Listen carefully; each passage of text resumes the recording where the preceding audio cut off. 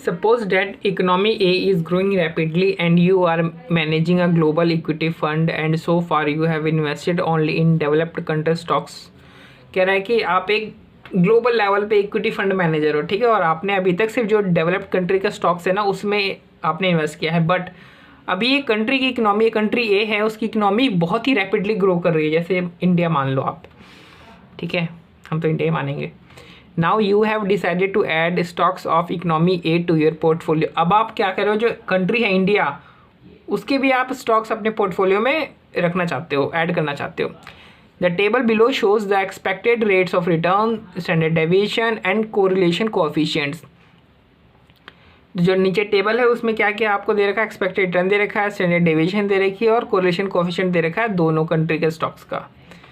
Risk free rate of return आप assume कर लो 3% का है, और आपको फिर पूछ रखा है, क्या पूछ रखा है कि what percentage of your portfolio should you allocate to stocks of economy A if you want to increase the expected rate of return on your portfolio by 0.5%. कह रहा है कि अगर आप चाहते हो कि आपका जो पोर्टफोलियो का जो रिटर्न है, जो एक्सपेक्टेड रेट ऑफ रिटर्न है, वो किससे इंक्रीज करें, 0.5 से इंक्रीज करें. मतलब कितना हो जाए, अभी कितना है, अभी आप सिर्फ कंट्री एक जो डेवलप स्टॉक्स है आप उसमें कर रहे हो, नहीं, जो डेवलप कंट्री का स्टॉक्स है उसमें आप अभी इन्वेस्टमेंट कर रहे हो, तो आपकी अभी जो भी पोर्टफोलियो होगी उसके अंदर उसकी आपकी रिटर्न कितनी होगी, 10% की होगी ना.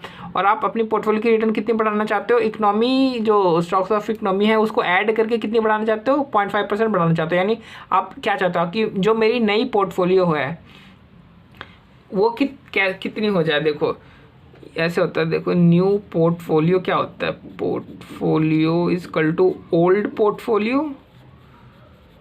पोर्टफोलियो प्लस जो भी न्यू सिक्योरिटी जो भी आप इसमें ऐड करना चाहते हो. जैसे इसमें है सिक्योरिटी ए, मान लो इसको, ठीक है.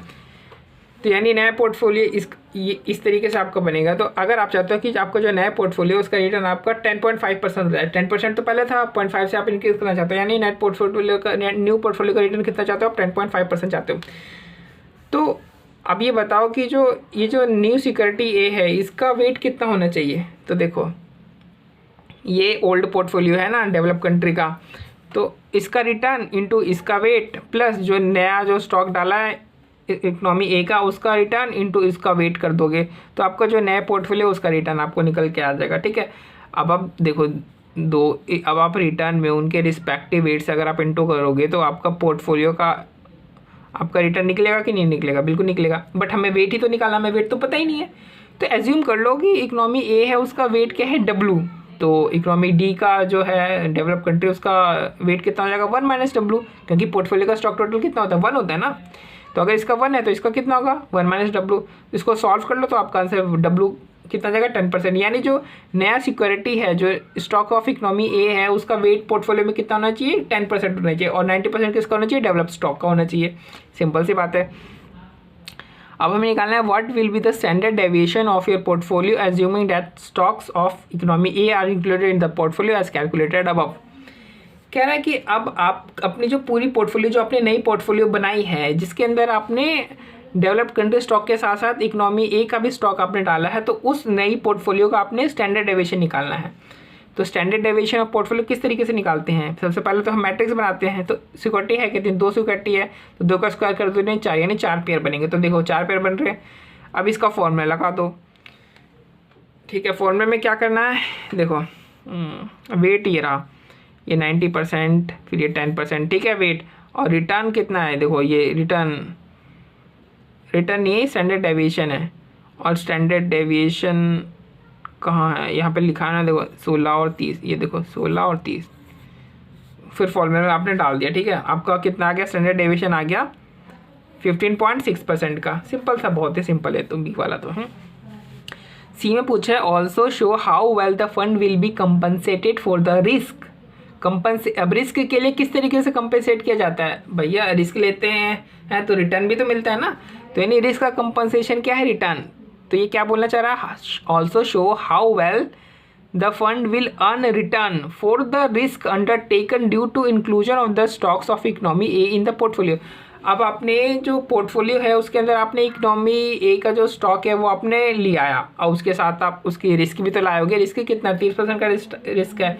तो हम ये बताओ हमें कि जो पूरा जो पोर्टफोलियो है उसमें ये कितना रिटर्न, मतलब कुछ रिटर्न मिल भी रहा है, कुछ इंक्रीज हो भी रहा है कि नहीं हो रहा है, वो ये पूछने की कोशिश कर रहा है, रिटर्न पूछ रहा है। तो देखो यहाँ पे हम क्या लगाएंगे, शार्प रेशियो निकालेंगे। देखो दूसरे मेथड्स भी लग सकते हैं बट यहाँ पे इंस्टीट्यूट ने स्पेसिफिकली शार्प रेशियो निकाला है क्योंकि शार्प रेशियो में हम क्या करते हैं, हम स्टैंडर्ड डेविएशन का यूज़ करते हैं। बट हम बीटा वाला फॉर्मूला भी यहाँ पे यूज़ हो सकता था बट हमने नहीं किया। या छोड़ो ना, बीटा स्टैंडर्ड ICAI ने लिया है ना, यही किया। शार्प रेशियो नंबर चाहिए तो यही करना पड़ेगा। रट लो, मुझे नहीं पता क्या करना पड़ेगा, मैं भी ये रट लेता हूँ, यही लो, मैंने भी लगा लिया। तो शार्प रेशियो क्या बताता है, शार्प रेशियो हमें ये बताता है कि जो एक्स्ट्रा रिटर्न हर रिस्क परसेंटेज के लिए एक्स्ट्रा रिटर्न हमें कितनी मिल रही है। तो शार्प रेशियो ये होता है expected return minus risk free rate of return divide by standard deviation.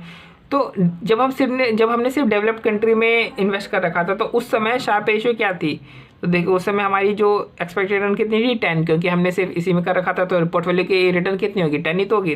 तो 10 minus risk rate of return कितना है 3% का, 3% स्टैंडर्ड डेविएशन कितना है 16। तो हमारा कितना है शार्प रेशियो 0.437।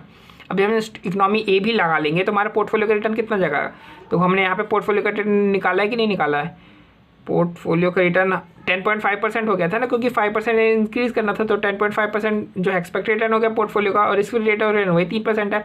अब स्टैंडर्ड डेविएशन नए पोर्टफोलियो की कितने हैं, यहाँ पे हमने निकाला ना बी में 15.56% है standard deviation of the portfolio, तो हमने डाल दिया। तो हमारी शार्प रेशियो कितनी आ गई 0.481%। तो क्या जो आपने इकोनॉमी ए जब आपने पोर्टफोलियो के अंदर इंक्लूड किया तो क्या आपका रिटर्न बढ़ा, हाँ बिल्कुल हमारा रिटर्न बढ़ रहा। देखो पहले हमारा रिटर्न 0.437 था, अब हमारा रिटर्न 0.481 हो गया। यही चीज़ हमें दिखानी थी, यही चीज़ सी वाला हमसे पूछ रहा था।